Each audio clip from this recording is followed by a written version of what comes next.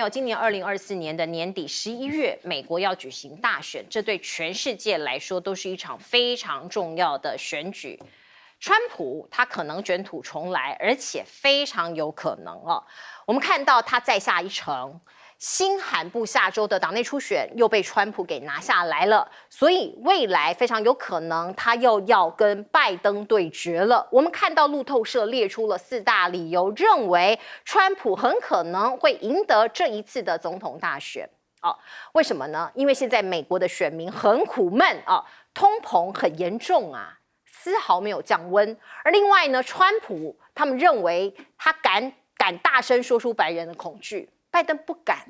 他要这个左支右绌啦，要表现这个所谓这个民主党的精神呐，还有尽管我们都认为川普的表现有时候太民粹，有时候很失格，可是偏偏大部分的美国选民不这么认为。而另外呢，眼下的全世界2场战争拜登其实都有份那美国人对他有很多的批评所以像川普的不干涉主义啦，美国优先的讯息啊，有很多美国人觉得这样很好啊，我们莫管他人瓦上霜。另外呢，拜登年纪也大了，过去一段时间大家看他有时候走路啊还会跌倒啊，讲的话有时候也不合时宜，为什么一定要出来选呢？美国有一篇独家报道，内幕报道，来自于资深记者史培林的爆料说，川普这个拜登也是不得已的，因为贺锦丽不够隔接班，也对他不耐烦拜登也对他不耐烦包括贺锦丽缺乏团队精神，而且贺锦丽的民调各方面的批评都很大，民调很低那各个媒体还有民众对他的批评很多。所以呢，为了担心贺锦丽出来选，所以拜登必须挡在前面，阻止他出来选这个是这个资深记者的报道内容。另外，我们看到美国那当然看到，比如说国内的一些国政内政也是不是很这个理想。那在对外包括这个国防的一些所谓的买卖，可不可以挽回支持度呢？这是最新的消息，美国它要开始量产 B-21， 这是一款轰炸机那这个根据美国国防部的副部长说，会有大规模数量的生产和设计这个可以向对手发出明确的威慑力量。美国的军武造价很高，这个大家都知道，可是到底实不实用我们就拿 F-35来看好了，它的任务执行率只有 55%， 远低于目标的85%到90%本来是这样设定的，而且它的造价非常高，达到1.79亿美元。而另外我们看到在海上的像是朱瓦特级驱逐舰，它的造价也要44亿美元，是史上美国海军史上最昂贵的驱逐舰。本来他们想要打造32艘，可是成本太高，所以减少到24艘，最后只造出3艘所以你可以看到呢，有这么贵的武器然后呢这么高价的武器到底实不实用都还是一个问题。而另外我们看到最新的消息是，西太平洋第3支美航舰打击群美国的罗斯福号进入第7舰队，到底要做什么呢？现在它的动向不明，也不知道它的目的是什么。上一次美国3航母齐聚西太平洋军演是2017年，而今年是2024年。另外我们看到波音最近有很多的问题，包括您看到它的舱门在 in flight 在飞行的时候居然松脱掉落这个是一个大问题所以现在呢，全球的这个航空公司其实都有一点怕怕的。我们看到阿航，就是阿拉斯加航空，美国的国内航空公司，他说他发现多架737波音的737客机螺栓松动所以呢也非常害怕，并且言辞批评这个是来自于阿拉斯加航空公司执行长的一个控诉。而另外我们看到美国的美国的联合航空公司首席的执行长也讲了，他们认为对于波音公司的一些制造问题呢，怀有很大的疑虑跟失望，所以呢，开始考虑向空巴来购买飞机了。不过最近呢，空中意外或者是飞机制造的瑕疵越来越多，空巴也不是完美无缺我们看到维珍航空也发现有这样的问题，机翼少4根螺栓，而且是来自于乘客啊！这个乘客很厉害，应该是专业的哦。他在起飞前看到了，所以赶快提醒前舱哦，赶快提醒驾驶，提醒空服员哦。那另外我们看到空巴跟波音的剧烈竞争，其实已经不是今天了几十年来都在剧烈竞争。可是最近我们可以看到，空巴在去年收到的订单量创纪录新高，这个是这样往上飞的哦。那可以想见哦，这一笔大订单来自于2023年马克宏会见习近平的160架空巴，挹注不少哦。这是我们看到的世界新局势。来，先请教赖老师。我判断这个川普获得共和党的提名我觉得应该没有什么悬念了，因为目前看起来他跟第2名的差距实在是拉太大了所以看起来川普应该是取得共和党的候选人。这个没有问题，可是问题就在于美国的总统的胜选不能够看全部性的民调，因为它事实上决定主要是在那几个5、6个摇摆州，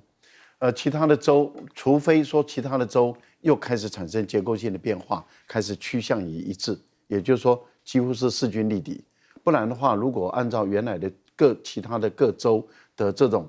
这个红蓝的差距，那它都没有变化的话，那它跟整个民调意义就不大了。所以你最终回过头来看的时候，那就是那5、6个州他们的变化的情况。目前的变化当然是有利于这个川普，不利于拜登。可是我觉得拜登享有行政的资源，政治资源都在他手中。我个人的判断是，拜登也不会束手就缚就是说，我这样子我就投降了。他应该会在最后的这1年内想方设法的改变目前他的颓势也就是在这几个州里面对他来讲不利的情况要改变。那对于拜登来说，俄乌的问题短时间看起来解决不了了。那目前的乌克兰泽连斯基跟他的总司令已经彻底决裂了，他把他开除了。那这个对于乌克兰的战事，坦白说是处于不利的一个状态。以他的问题看起来，那短时间也不能解了。那目前虽然传出说有用交换人质来这个让他1个月或者2个月，但是这个不是解决根本问题的办法。最主要的问题还在于巴勒斯坦的这个2国方案的问题。所以如果朝鲜的问题又闹起来，因为目前看起来朝鲜的动作是就是北韩朝鲜的动作是越来越多了，越来越密度越来越高了。美国的担忧也就发生了，就是您刚刚所说的3个航母战斗群过来，因为它的动向不明。可是你刚刚提到了2017年的时候，他们其实3个航母战斗群同时在第7舰队都存在过，其实在2020年也存在过。2020就有了。2020 6月的时候，OK， 也就是疫情结束的时候那个时候罗斯福号也来了。所以它并不是说突然间第一次发生，是它已经是17年发生，20年发生，24年又发生。而且呢，都是这3个航母战斗群，也就是卡尔文森、雷根以及跟这个罗斯福号，永远就是这3艘。所以我觉得它已经变成有点例行，3年到4年来一次，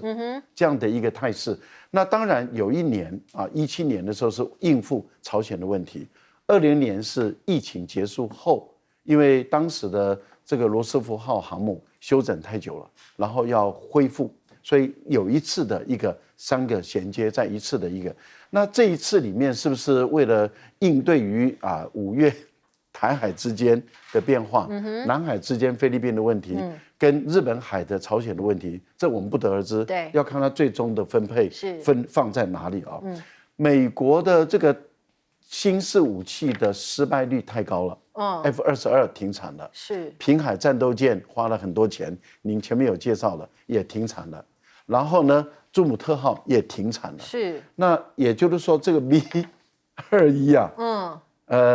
会不会是一个好飞机？会不会是一个好飞机？我们也怀疑因为它比 B-2战略轰炸机是阳春版的。阳春版的要说比原来的更好，我实在是很难相信。而且还很贵来，请教严老师。我想第一个就是说，如果看美国的这个初选这个 New Hampshire 的初选，那当然这个 DeSantis 已经宣布退选了，所以基本上就是拜登跟这个黑利2个人的竞争。黑利觉得他应该是有点机会特别是就是说 New Hampshire 跟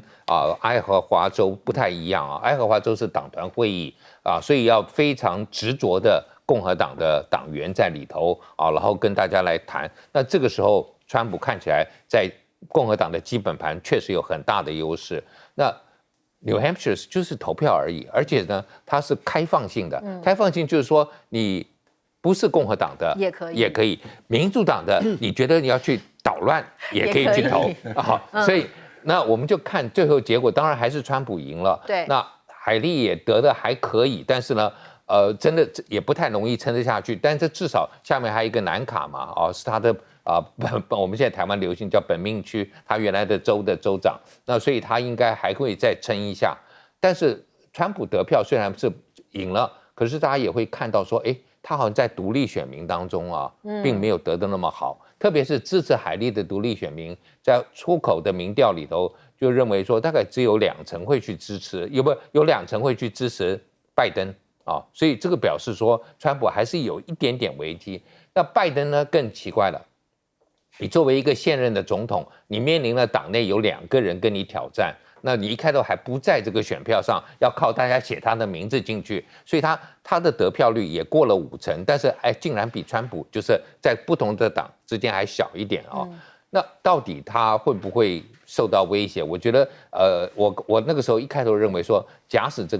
个 Phillips 啊，这个明尼苏达州的众议员能够得到3成，那马上这个就不一样了，大家会觉得说，哎，拜登有可能有弱点啊，有可能被击败，2成就不知道，而且下一站刚好又是那个拜登最强的这个南卡州啊，所以这个是看起来就是这2个人了。那至于他这个记者讲的说为什么他还要选，是因为他觉得要挡福利，要挡贺锦丽，对不对？我觉得不会我觉得他如果真的不想让贺锦丽当选的话，他老早就就是半年多前1年前，他就说我不选下一任，对，我不选下一任，贺锦丽这个副总统一点优势都没有。为什么？因为有很多人就可以一起来冲出来。那现在他如果这么晚，如果最后宣布不选，那你就在保护贺锦丽。对，就是因为其他人都无法先布局嘛。对，那最后就好像就变成是副总统可以上去，所以我不太同意这一点。但是我觉得贺锦丽确实也真的是不容易能够再出现，甚至刚才我跟赖老师在谈，赖老师说要不要下一个根本把他换掉，不让他搭档了。我说大概不会因为美国从2次大战以后再差的副总统你都还要跟他选。譬如说，我们举个最简单的例子，就是老布希跟那个奎尔，大家都觉得说绝对是轻量级、羽量级，怎么能够跟重量级的政治人物站在一起？太差了。可是竞选连任还是他，是不是因为他输掉我不知道但不会因为副总统输了。但是至少就是我们看过去美国这个2次战后这个6、7、80年，大概没有换过了。是，来彬哥呢？我觉得目前大概要阻止川普跟拜登2度对决，大概只有一种可能，就是司法的问题但那个司法问题会出大事的，美国可能会出现暴动的状态。所以我认为美国的司法单位应该也不会在这之前做决定。那我觉得好笑的就是，照理来说，一个这样如此官司缠身的总统候选人，那为什么他还能够跟他的对手旗鼓相当，甚至超越？那是因为拜登自己还好，可是他儿子实在糟透，所以我觉得这个到底要怎么讲呢？所以就是大概就是命中注定，这二老要再来一次华山论战。华山2老，我们就只能够静观看局势的发展。那但是 B21，我说真的，我完全不同意，它是一个更先进的战机，因为它当初这个计划本身就是为了省钱。你知道B2 造价24亿美金呢，B21是2010年币值的5.5亿所以它便宜很多，便宜非常多，所以它拿掉了非常多功能。那它唯一添加的功能是什么？就是它可以用无人的方式操作，所以被说是第6代机。可是这个功能到目前为止没有被验证过，所以不晓得到底会怎么样。所以我觉得美国现在其实是在各方想尽办法在节省经费。这个朱瓦特为什么后来造这么少？因为完全不实用。对，因为他他当初设计还是那种冷战思维，以为要对陆地产生大量的攻击，结果等到他建完之后，根本没有这回事，根本不需要做这件事，所以就只造了3艘。所以美国过去这20年，很多建军的方向其实是走错路的。那他们未来可能要花10几20年才能够修正回来，所以现在是美国越来越面临空窗期的时刻，其实也是美国军力最堪忧的时刻。好，我们来看看中东的局势。中东现在在大混战啊，我们看到美国这个空军空袭这个伊拉克境内的伊朗民兵组织，3个设备通通毁了。美国为什么要这么做呢？那当然是以牙还牙，以眼还眼。因为我们看到包括这个很多的这个伊拉克境内有很多的民兵组织嘛，那他们认为可能是伊朗的附属组织在这边作乱，在这边偷袭包括偷袭美军基地所以他们来给他们一个威吓的一个动作。而另外我们看到在2天前以色列也出动军机，用导弹贯穿4层大楼。他们是把伊朗的一些一些基地在这个包括叙利亚的基地呢，通通给空袭了，里头有很多的伊朗高级军官都被炸死了。所以伊朗的总统莱西就非常生气他说我们会对以色列采取更严厉的报复手段。大家知道伊朗跟以色列是世仇，在中东这个地区本来就是互看不对眼。而现在呢，以色列对这个哈马斯发动战争或者是哈马斯跟以色列之间有很这个激烈的战争都还没有停止的时候，伊朗的角色又是什么呢？红海最近很不平静，英美领衔的24个国家的军武开始狂轰武装团体，他们说要清剿这些武装团体，也摧毁他们的军事设施你可以看到呢，是以胡塞组织也就是青年运动为主的这些组织的一些设施还有军力通通都被摧毁了。那我们也可以看到也门，应该说也门的民众是饱受其苦，这个国家非常苦难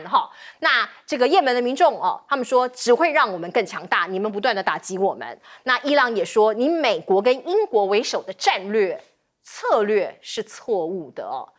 所以我们看到的大乱斗那到底是谁想要摧毁谁呢？还是说未来会怎么走呢？我们看到英国的首相宣布对也门叛军祭出新制裁，不只是热战，我还要用经济的手段来封锁你，包括他把一些这个青年运动的一些金援给切断，而且呢，跟美国密切合作新的制裁措施也会出台，也会出笼。另外，我们看到包括巴格达航空公司这个是来自伊朗嘛来自这个伊拉克的廉价航空，美国财政部就说我要制裁你所以他从方方面面各个面向来封锁，包括伊拉克，包括伊朗他们的这个一些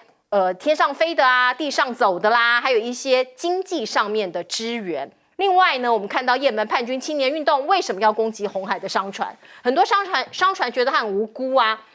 因为他们挺巴勒斯坦后有背后的盘算。看到北京大学的学者马晓东就说，这一次的红海危机显示伊朗几10年来建立的抵抗轴心发挥了作用，已经可以多方面向另辟战线挑战美国、以色列，而伊朗在红海的安全乃至于区域的控制可以看出来越来越高了所以你也可以看到西方国家的矛头是指向伊朗的。而另外呢，以巴到底什么时候会停火？我们看到已经谈判了很久那包括有这个所谓的人道走廊，还有释放人质的一些谈判。可是呢我们看到呢其实他们所谓的停火释放人质也都在叠对叠，双方如何永久结束战争，现在看起来没有交集。停火2个月换所有的人质吗？其实我们看到的事实是什么？打了109天，所谓的乌合之众外界有人这样讲，哈马斯还有70%的战力。所以他们也是打不死的蟑螂对于以色列或是西方人来说，打不死的蟑螂非常的顽强那另外我们也可以看到，包括这个哈马斯的手上还有130多名人质在他们的手上。现在人质的家属很不满意因为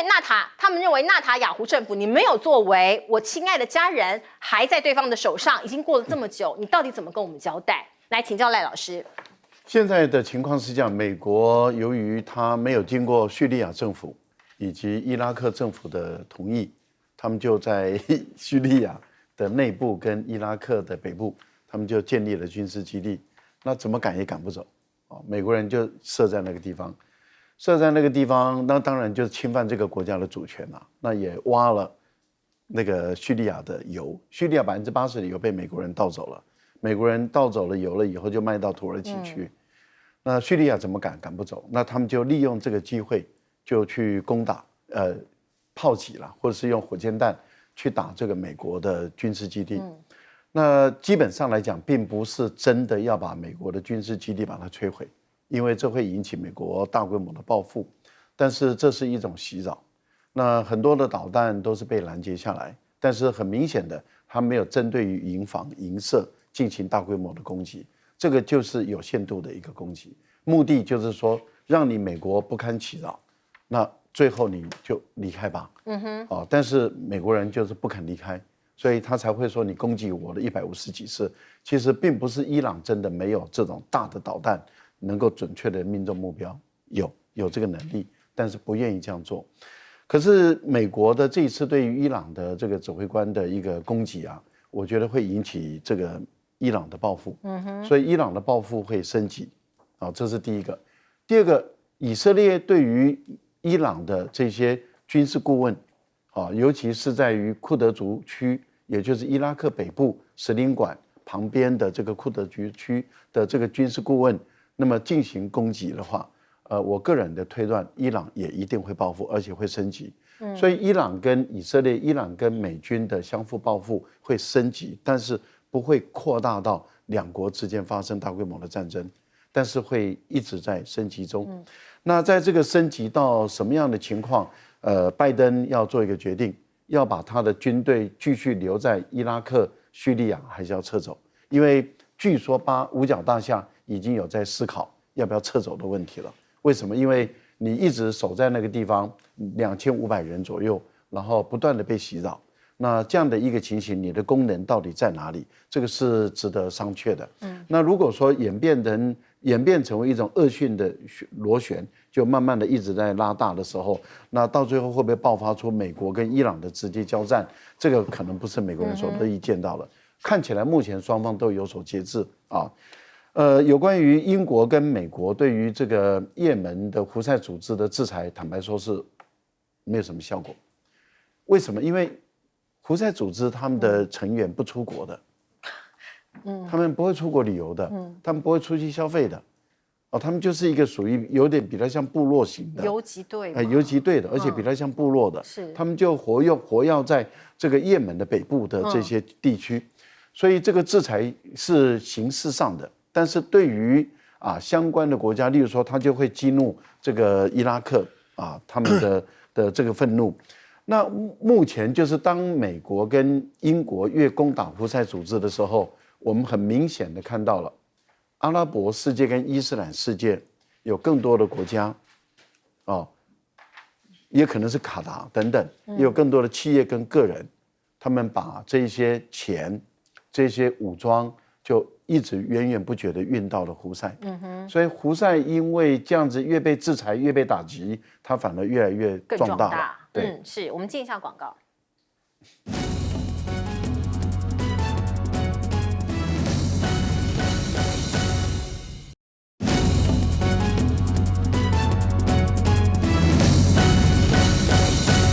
好，现在伊朗的局势，我们表面上看起来乱七八糟，到底是不是乱中有序啊？请一下严老师。我觉得像伊朗是透过他的代理人那无论是在这个黎巴嫩透过真主党，或者在这个也门透过胡塞对美国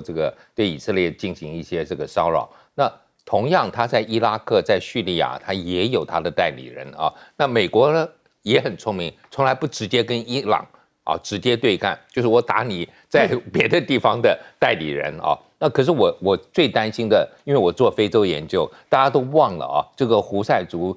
在这个也门对面就是非洲了对面就是吉布地，吉布地这个非洲国家是一堆外国人在租他的外国国家在租他的军港，包括美国、包括法国、包括大陆、包括日本都有意大利都有，所以他假使今天你真的要对胡塞族做出钳制，其实美国透过他在吉布地的军港就可以做很多了。但是这个就会把一个莫名其妙的一个非洲国家不光要扯进去了啊。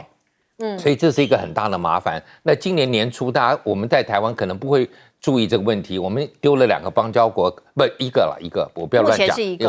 对，目前是一个。但是我们有一个有关系的，就是索马利兰，我们没有承认它，但索马利兰现在面临一个很大的威胁，就是说他同意让一个内陆国的伊索比亚用它的海港，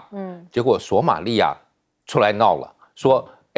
你是我的领土啊，不能怎么可以？伊索比亚怎么没有透过我就直接要用它的界道啊，要出海？所以现在引发了整个这个非洲之角很大的矛盾跟冲突。那大部分的国际组织都挺索马利亚啊，那这个是一个蛮大的一个问题。就是如果今天这个再弄出来，那我觉得这整个红海啊，真的是不安静了。不安静的结果就是我们的所有的运费会越来越高，会涨价。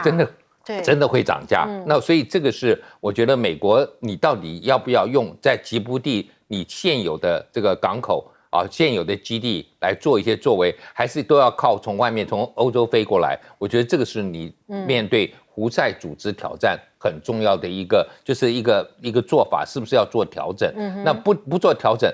他们这两边我们过去也知道，索马利亚海盗跟胡塞组织这边。这个互通有无，很多里应外合，就是说所有的这个船经过这个南也门的时候他们这个索马利亚的海盗都有这个通知到哪条船进来了，资讯全部都有的。他们在那里有很多的人，索马利亚人在也门，所以这个未来这个是一个很麻烦的地方。我们过去听到荷尔姆兹海峡、伊朗那头的觉得很危险，因为石油的关系。现在同样亚丁湾这边进来，红海一模一样的状况，所以这个海上的运输、海上的交通，在未来极可能会发生一些变化。来，我们先进一下广告。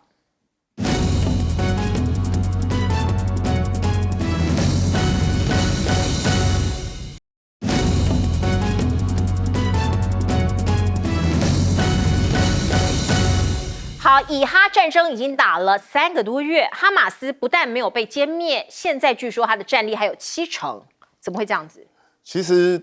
哈马斯跟以色列之间就是一直在私底下都有说是不是要交换人质，是不是要停火？那最新传出来是说，是不是可以，我把一些人质再拿出来，然后交换停火1个月甚至2个月？我认为短期的停火，也就是如果停火个几天，也许是可能的。但你说要停火到1个月、2个月，我认为完全不可能，因为你要去想想看，纳坦雅胡为什么坚持一定要去做这件事？为什么一定要去打？尽管受到整个国际的指责，因为那是他现在保护他自己政权唯一的方法。他如果不继续打下去的话，他内部的反弹声音已经越来越大，其实非常严重。你看他们家属都已经冲进国会，所以在这种状况下，你想想看，如果停火个3-5天也就算，停火1个月，你能够想象看？以色列国内会出现什么样的状况吗？他们很多反对派大概立刻集结起来，然后就要压制，叫纳坦雅胡改变政策，甚至下台。所以我觉得，为了保护自己的政权，纳坦雅胡是不会做这样一个选择，因为这个选择对他自己完全不利。所以我个人认为，虽然是我们都希望和平，可是短期之内，我看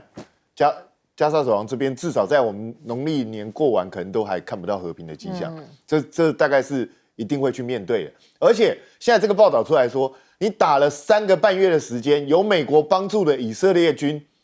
然后没有办法歼灭一个游击队组织的哈马斯，然后还让他保有70%的战力，是，而且是瓮中捉鳖，都封锁起来了呀。对，就是在加沙走廊这么一个小地方，那这么小一个地方，你瓮中捉鳖的状况下，你打了3个半月都没有办法捕捉到对方的主力，那这场战争一定要打很久。接下来以色列大概只有用越来越凶狠的方式，才有办法去捕捉到对方的主力，也就是管他是谁，我连平民这些东西一起杀。大概只有是这样的方式，你才能够说，因为现在显然你为什么这么久抓不到他？他一定都躲在下面的地道，然后而且他们很多人在边界，大家那边就看，你知道，就跟以前索马利亚一样，我在边界那边就看你美军基地有飞机要出来，我知道要攻击了，我开始往各个地道疏散。好，欢迎您回到新闻大白话的节目现场，我是钱子，介绍这1个小时的来宾。首先是国际政治专家赖岳谦老师，主持人好，观众朋友大家好。接下来是政大国关中心兼任研究员严正声老师，主持人好，各位观众大家好。以及我们的资深媒体人谢汉斌。主持人好，大家好。好，观众朋友，我们来看看一票都不能少，一票都不能跑，这是来自于国民党的这个党主席朱立伦的说法。他说啊，2月1号龙头哦，这个选正副院长立法院的选举，所有的委员都要亮票，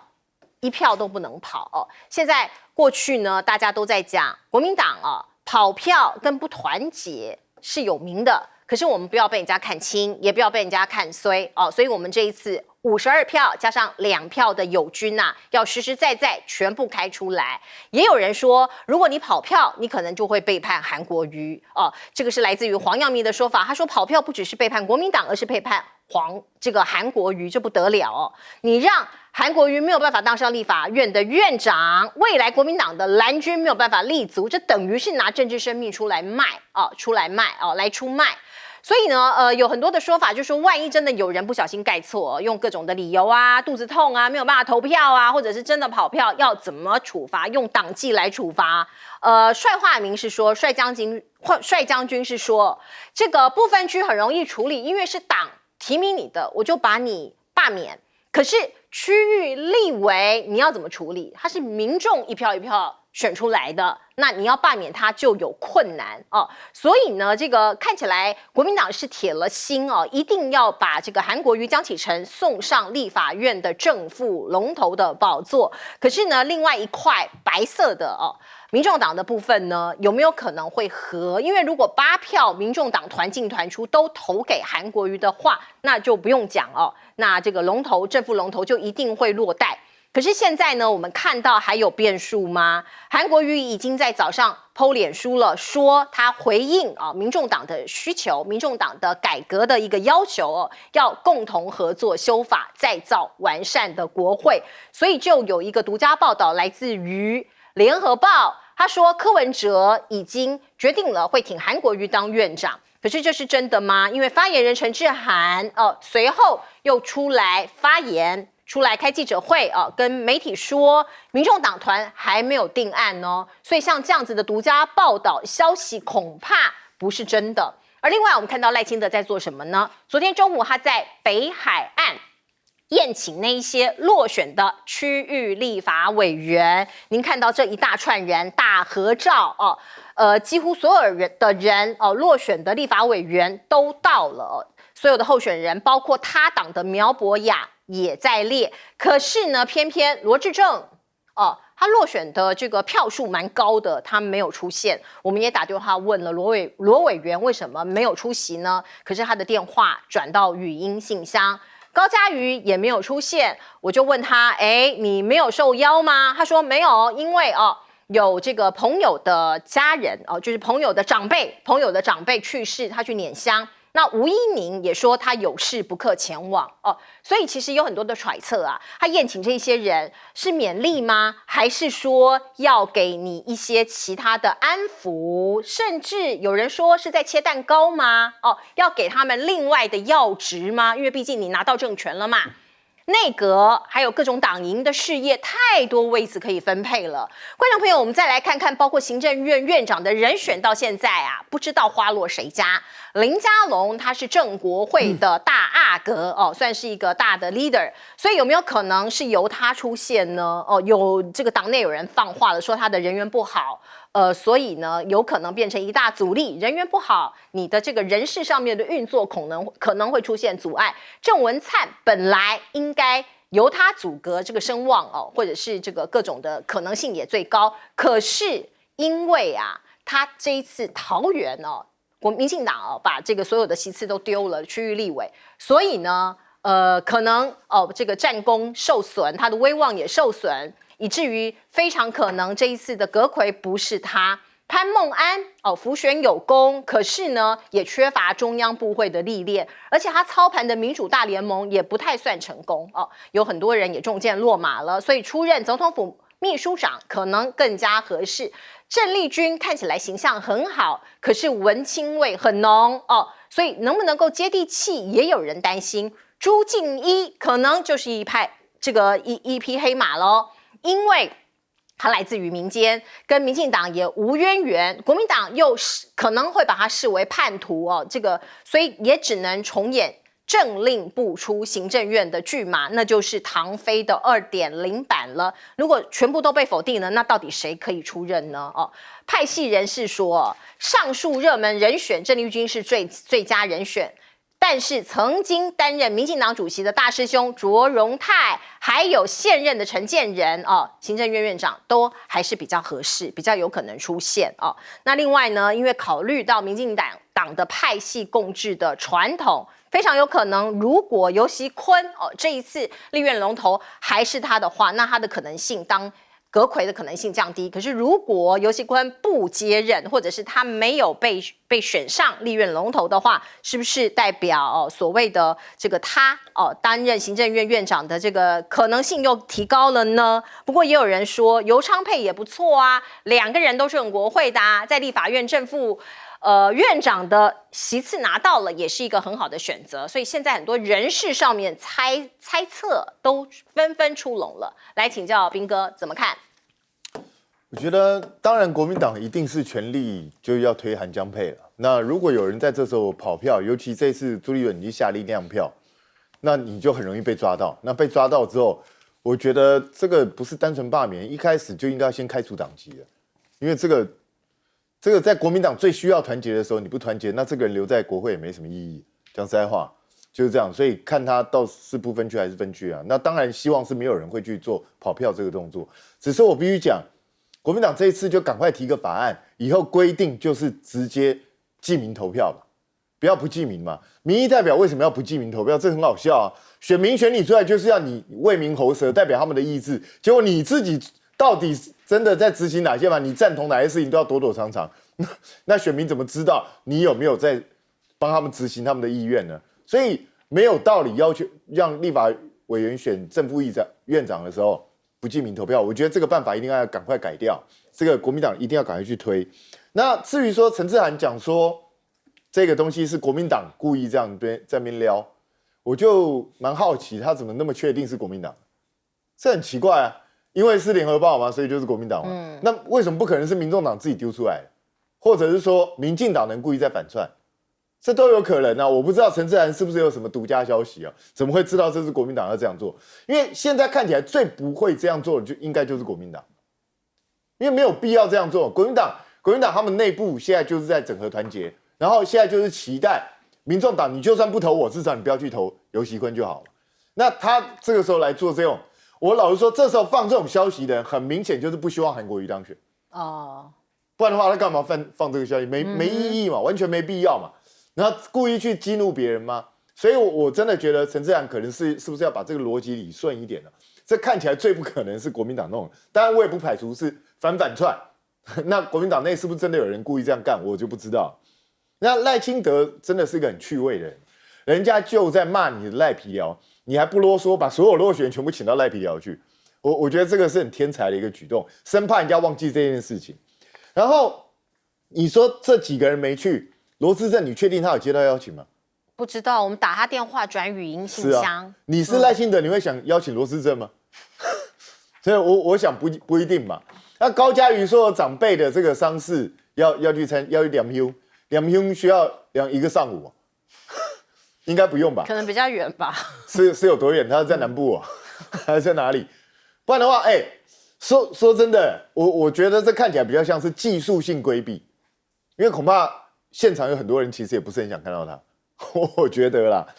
那至于吴音玲是小英女孩基本上她本来就不是赖清德的人。赖清德为什么要找这些落选人？基本上就是要从这些人里头物色未来的赖系人马。很明显嘛，可是高嘉瑜也算赖系人马不是吗？高嘉瑜就不用特别讲你懂我的意思吗？那与其多一个高嘉瑜让整个现场气氛变得尴尬，不如就叫他不要来对不对？他一来空气就凝结，对他一来很多人搞不好饭都吃不下对不对？难讲，对不对？因为万一他要唱歌，那更多人吃不下，对不对？所以干脆不要来。对，这一招也不错。所以我觉得赖清德这一招做的不漂亮在哪里？你家很近吗？你家在万里你没事把一堆人弄到万里去干嘛？你不能在台北市，你都不考虑一下大家的车程啊这些东西，还是因为吴怡宁就不去了，太远了，还是因为你觉得反正他落选，这些人没事干，也有可能是这样吗？所以我真的觉得赖清德不要再搞这招，这样其实是很250。赖坤成不就弄你一下现场直播赖皮啊？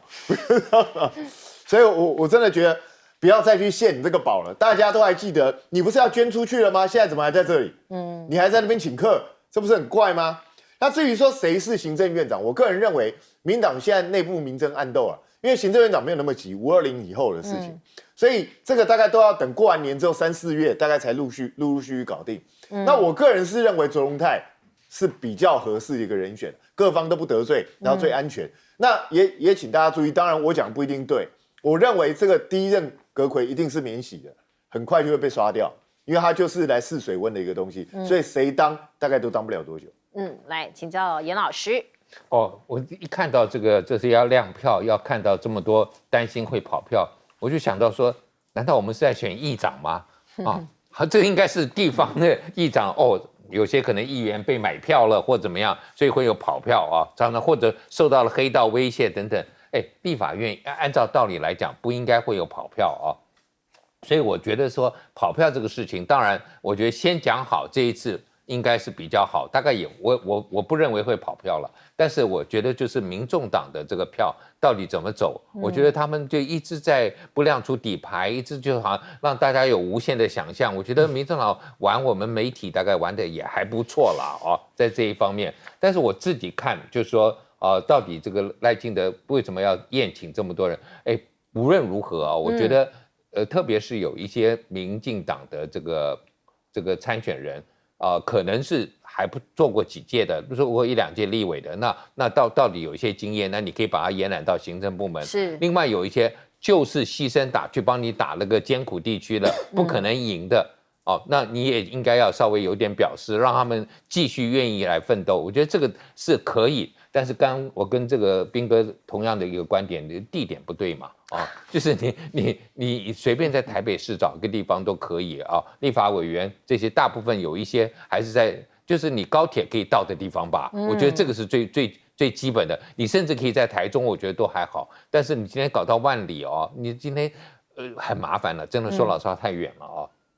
那另外这个行政院长人选，我还是坚持，我认为可能就虽然说彬哥讲的我也同意，可能是过渡，但是。可能陈建仁过渡更容易一点其他的这个派系要平衡不太容易。朱敬一很多人说，他好像会不会因此被国民党认为是叛徒？不会啦，不会啊，他根本蛮绿的嘛，怎么会被国民党认为是叛徒呢？我觉得这个是，但是朱敬一稍微有一个问号，就是说，这是一个蛮知识很高的一个学者，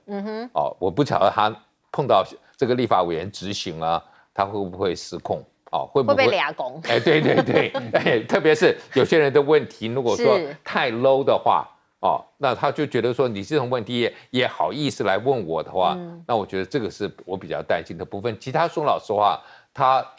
在台湾现在说了经济可能很重要的情况之下，我觉得他以一个经济专家做过这个中研院的这个副院长，然后也做过 WTO 的代表，我觉得是可以来谈，特别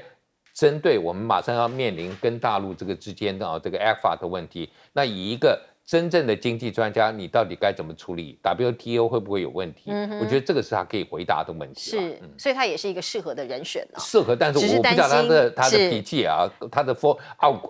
非常骄傲的一个人对，因为立法院的这个委员们来自江湖四面八方都有，各个层级都有，可能这个不能像老师对学生这样骂他，那就惨了。来。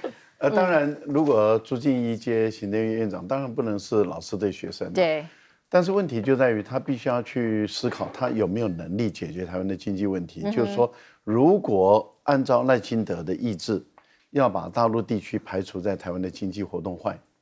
因为蔡英文的南向政策或是新南向，李登辉的南向失败，蔡英文的新南向也失败。那你现在赖清德，你要排除大陆地区的这些经济贸易活动，然后你朱敬一，你有这个本事，让台湾的经济没有大陆地区的经济贸易还能够成长。坦白说，不相信，很艰巨。我不相信，不然你朱敬义你表现给我看，表演给我看，你根本做不出来。坦白说，经济理论不必了啊，经济学理不必了啊。我们也不是没有完全没有学过经济啊，所以我个人我就这么笃定的说，因为做不到，就是做不到啊，因为你不然的话，你问台湾的工商企业界谁做得到？没有人会跟你说我做得到，谁都跟你说我做不到。你贸易赤字，你只要跟中国大陆断了关系，你贸易赤字第一年就出现了，那你几年把你的外汇存底用光？啊，所以我觉得在这个部分里面，不用吹嘘了啊，吹嘘没有用，吹一些经济的泡沫，吹一些经济理论，一点意义都没有。我觉得赖清德的宴请特别选在万里，他其实是故意的，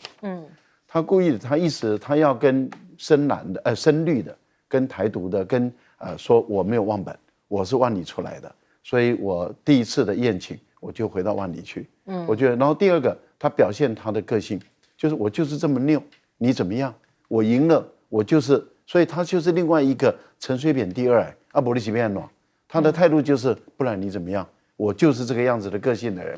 另外一个部分，他在收编这一些残江败卒啊，因为这些人是多少都有政治资源的，虽然他落选了，可是他们手上都有自己的一些人马，有自己的一些资源在里面。我觉得赖清德是把他收编变成他的力量，而且赖清德手上有的就是庞大的政治资源嘛，他庞大的政治资源，他完全可以把这些人纳入他的麾下里面，所以这些人很多人需要一官半职啊，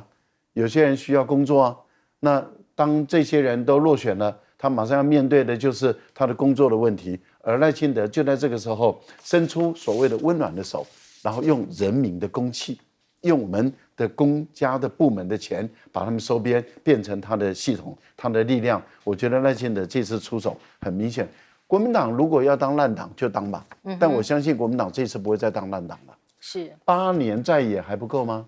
很明显的，你还要再野4年，12年的在野还不够吗？所以我觉得，如果国民党真的有人跑票，这种烂党就够了，老百姓也就不要再寄予任何希望。我相信这52，因为另外2个党不是国民党嘛，是友军，对，那友军你不能给人家要求，没错，人家亮不亮票嘛。但是你的52票1票都不能跑，党籍立委，对，跑掉任何1票，那当然没有什么好客气的。我觉得这一点。另外，民众党，我觉得不能够再去给人家吃人家豆腐，放人家话。民众党自己要走什么路，他自己决定，不是别人去帮他做决定。但是我相信民众党自己早就定好，自己要干嘛。对，我的判断啊，他们应该不会淌这个浑水。就他们走自己的路。他们走自己的路。那即使是这样，这个国民党应该也要胜选才对，也应该因为你的会赢嘛人数是对的，对嘛是多的。你还有2个友军呢。没错。